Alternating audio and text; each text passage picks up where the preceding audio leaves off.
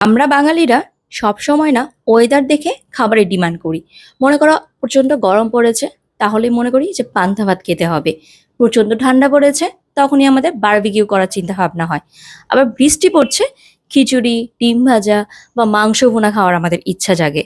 আবার এমনি কোনো কিছুই আমাদের খেতে ইচ্ছে করছে না, বাট হালকা হালকা গরম আছে, তখনই মনে হয় কি বিভিন্ন রকম ভর্তা দিয়ে ভাতটা খেয়ে নিই। সকাল থেকেই দেখি প্রচণ্ড গরম পড়ছে, ভাবলাম যে আজকে রাত্রেবেলা আমরা সবাই পান্তা ভাত খাবো। কালকে আবার খাসির মাংস রান্না ছিল, কিছুটা খাসির মাংস রয়ে গিয়েছিল ফ্রিজে। তো এর থেকে তো ভালো আর কিছু হতেই পারে না। বাড়িতে সবাই আবার খাসির মাংসের ঝোল দিয়ে পান্তা ভাতটা খেতে বেশি ভালোবাসে। তো দুপুরবেলায় আমি কিছুটা ডাল আর একটু চাল একসাথে ভিজিয়ে রেখেছিলাম।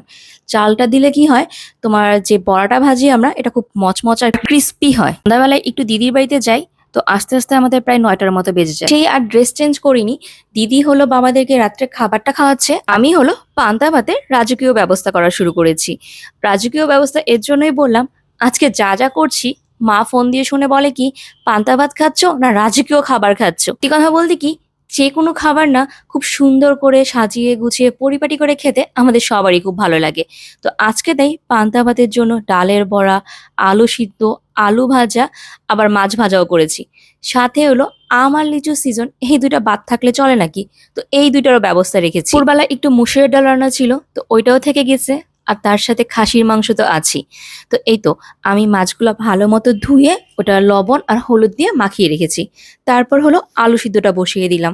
প্রেসার কুকারে ৩-৪টা সিটি দিলেই দেখবে আলুটা খুব সুন্দর সিদ্ধ হয়ে যায়। আলু সিদ্ধটা মাখানোর জন্য ফার্স্টে একটু শুকনো লঙ্কাটা ভেজে নিচ্ছি। শুকনা লঙ্কা দিয়ে আলু সিদ্ধ মাখিয়ে পান্তা ভাতের সাথে খেতে বেশি ভালো লাগে। আবার এমনি যখন আমরা ভাত খাই, তখন হলো শুকনা লঙ্কা দিয়ে আবার আলু সিদ্ধ মাখাই না, তখন কাঁচা লঙ্কা দিয়ে আলু সিদ্ধটা মাখাই। সময় খেয়াল করে দেখবে আমরা খাবারের সাথে সাথে খাবার রান্নার ধরনটাও চেঞ্জ করে দিই। লঙ্কাটা ভেজে তারপর অল্প একটু পেঁয়াজও ভেজে নিয়েছি আলু সিদ্ধটা মাখানোর জন্য। এখন হলো আলু ভাজাটা বসিয়ে দিচ্ছি। আসলে আলু ভাজার ডিমান্ডটা করেছে হলো তনয়দা। তনয়দা বলল, আজকে যেহেতু পান্তা ভাত, তাহলে একটু নরম করে একটু আলু ভাজিস। তো এই তো বেশি করে পেঁয়াজ দিয়ে আলুগুলো হলো লম্বা লম্বা করে কেটেছি, আর কাঁচা লঙ্কা দিয়ে এই আলুটা ভাজবো। এই আলু ভাজা আমার না ছোট থেকেই খুব পছন্দ। আমাদের বাড়িতে এই আলু ভাজা মাঝে মধ্যেই হতো। যখনই খেতে ইচ্ছে করতো না কেন, ডালের সাথে মা এইভাবে আলুটা ভেজে দিত। পান্তা ভাত এই আলু সিদ্ধ আলু ভাজা দিয়ে খেতে এত ভালো লাগে, এত ভালো লাগে, মানে বলার মতো নেই।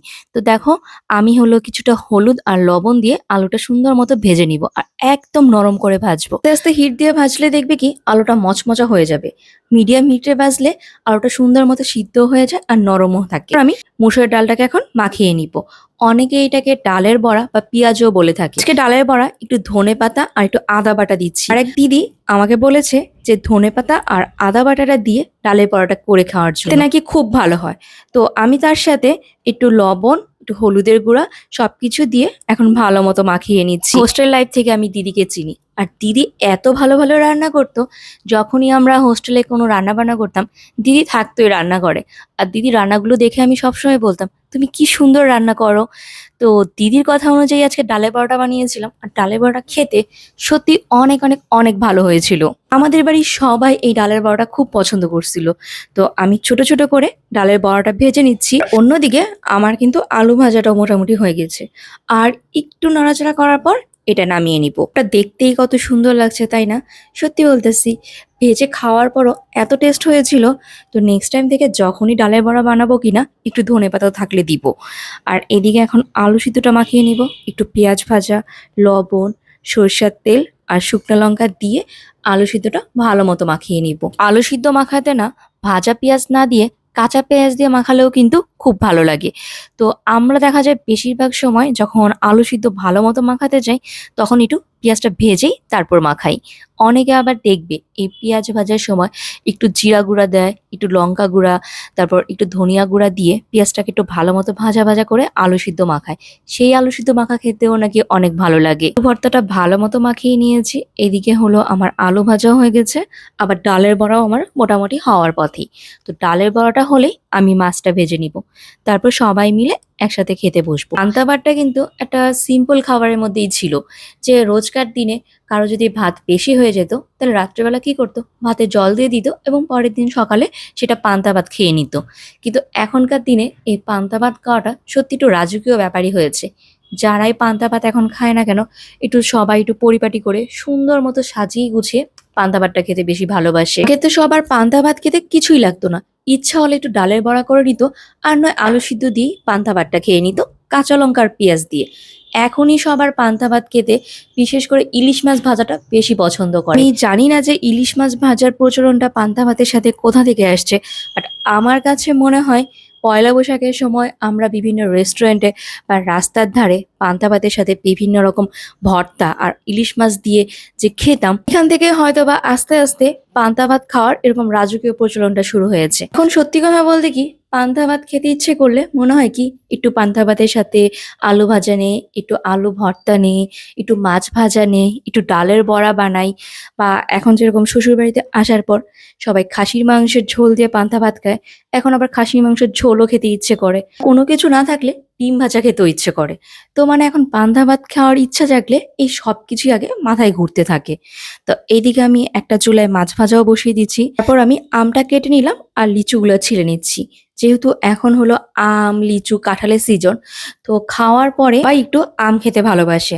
তো আমি এদিকে মাছগুলো একদম কড়া করে ভেজে নিচ্ছি, আর এখন টেবিলের মধ্যে সবকিছু সাজিয়ে নিব। আজকে যেহেতু সকালবেলায় পান্তা ভাতটা ভিজিয়েছিলাম আর গরমও অনেক পড়ছে, যার জন্য পান্তা ভাতটা খুব ভালো মতো মজছে। আর এদিকে দেখো পান্তা ভাতের সাথে খাওয়ার জন্য লেবু, কাঁচা লঙ্কা, পেঁয়াজ, খাসির মাংস, ডালের বড়া, মুসুরের ডাল, তারপর আম, লিচু, আলু ভাজা, আলু সিদ্ধ সবকিছুই নিয়ে নিচ্ছি। হলো তনয়দা আর তোমার দাদাকে খেতে দিয়ে দিব। তো একটা প্লেটের মধ্যে আলু সিদ্ধ, আলু ভাজা, ডালের বড়া, মাছ ভাজা সবকিছু সাজিয়ে নিলাম। আর পান্তা ভাত না একটু মাটির প্লেটে খেতে সব থেকে ভালো লাগে। তো আমাদের বাড়িতে হলো ২-৩টা মাটির প্লেট ছিল, ওগুলাই বের করে নিয়েছি। প্রথমে হলো পান্তা ভাতটা দেওয়া হলো, তার সাথে হলো লেবু, কাঁচা লঙ্কা, কাঁচা পেঁয়াজ, সরিষার তেল আর লবণ দিচ্ছে। তোমার দাদা আবার এমনি পান্তা ভাত খাবে না, এটাকে ভালো মতো মাখিয়ে তারপর খাবে। বিশেষ করে মা মাখিয়ে দিলে এটা সবারই খুব পছন্দ। যেহেতু এখন মা নেই, তাই নিজের হাতেই মাখিয়ে নিচ্ছে। অনেকে পান্তা ভাতের সাথে লেবু খায় না, বাট একবার লেবু দিয়ে পান্তা ভাতটা খেয়ে দেখবে, এত ভালো লাগে খেতে। একটা চুটকি চুটকি ভাব থাকে, তো খাওয়ার টেস্টটা অনেক বেশি বেড়ে যায়। এই তো তার সাথে মুসুরের ডালটাও নিয়ে নিয়েছে। মুসুরের ডাল দিয়ে এখন এটা ভালো মতো আগে মাখিয়ে নিবে। এই লঙ্কা চটকিয়ে পান্তা ভাত মাখানো দেখে না আমার আবার খেতে ইচ্ছে করছে। যত বেশি লঙ্কা চটকিয়ে পান্তা ভাতটা খাওয়া যায়, পান্তা ভাতের টেস্ট তত ভালো হয়। তো তারপর এখানে দেখো মুড়ি দিয়ে দিচ্ছে। ও আবার পান্তা ভাতের সাথে মুড়ি খেতে ভালোবাসে। আমি হলো মুড়ি ছাড়াই পান্তা ভাত খাই।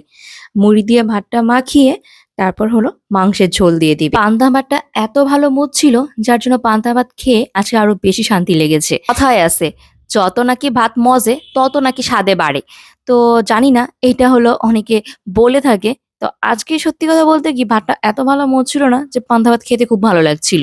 সাথে হলো মাংস আর মাংসের ঝোল দিয়ে দিচ্ছে। তো এইটা দিয়ে তোমার দাদা এখন ভাতটা ভালো মতো মাখিয়ে পান্তা ভাতটা খাবে। আর যারা এখন পর্যন্ত এইভাবে পান্তা ভাত খাওনি, তারা বাড়িতে অবশ্যই এইভাবে একবার পান্তা ভাত মাখিয়ে খেয়ে দেখো। এতে তো খুবই ভালো লাগবে, এবং দেখবে পরবর্তীতে আবারও এইভাবে খেতে ইচ্ছে করবে। এই তো ভালো মতো মাখানো শেষ। এখন একটু আলু সিদ্ধ নিয়ে পান্তা ভাতটা যখন মুখে দিবে না, খেতে সেই লাগবে। তো চলো এখন আমরাও খেয়ে নিই, আর ব্লগটা তাহলে এইখানেই শেষ করি।